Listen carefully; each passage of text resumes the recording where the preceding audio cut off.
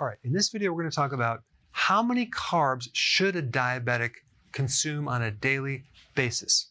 Now, for the answer, it'd make perfect logical sense to go to the experts, right? The people that are certified in this condition, someone who has the mainstream credentials. Let's take a look at what the experts say. They recommend that 45 to 60% of your calories should be from carbohydrates. No, I'm not kidding. So if your daily calories are 1,800 divided by 2, they're recommending 900 calories be carbohydrates. That comes out to 225 grams of carbohydrates per day. Now, they also say that there's no magical exact number of carbs you should take. Appetite and hunger does play a role in this condition, but I don't know about you, but this is completely and utter insanity. Now, why in the world would you ever want to give someone who has too many carbs in their blood more carbs? I mean, if your house is burning down, are you going to dump more gasoline in the house? It just makes no logical sense. Here's an example of what's being recommended for breakfast. 1/2 cup of oats, 1 cup of low-fat milk, 2/3 of a banana. Not a whole banana, but 2/3 of a banana because these calories do count. 1/4 cup of walnuts. Lunch, 2 slices of whole wheat bread, 4 ounces of lean turkey, 1 slice of low-fat cheese, 1/2 of a tomato, 8 baby carrots. Dinner, 1 skinless chicken breast, 1 cup of brown rice, 2 tablespoons of margarine.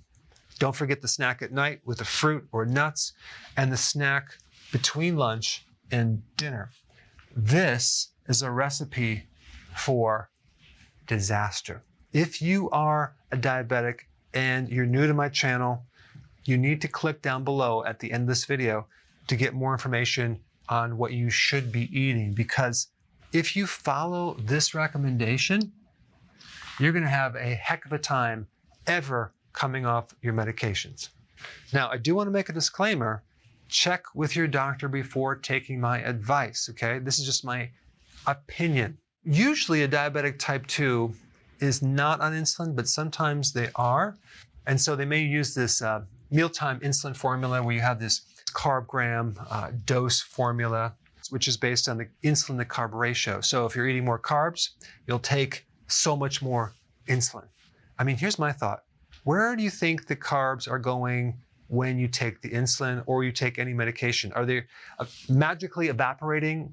No, they're being taken from one place and moved to another place in your body. So you're just basically taking this one problem and giving your body another problem. All right, what can you do?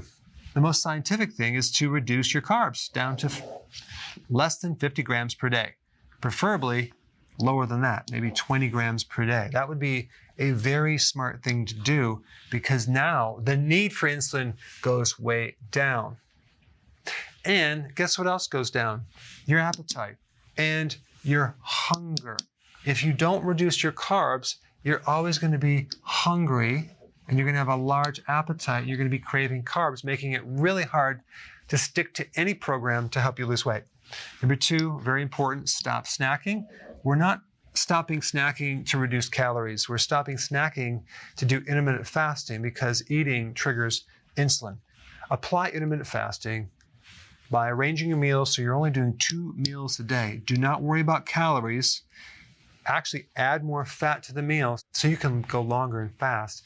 And that's going to greatly help you increase more healthy fats to allow you to fast longer. I just mentioned that.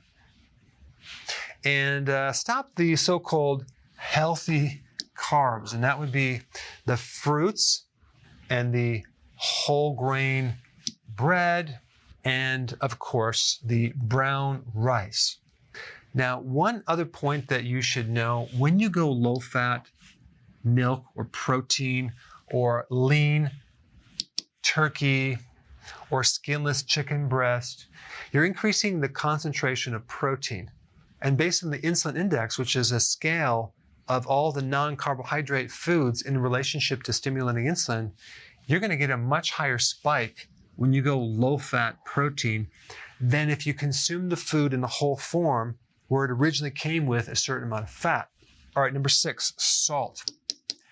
When you actually start restricting your salt, you increase the risk of insulin resistance. You actually worsen your blood sugar. So don't be afraid to take some sea salt. Himalayan sea salt is the best because Himalayan sea salt doesn't have the microplastics that are in some of the other sea salts.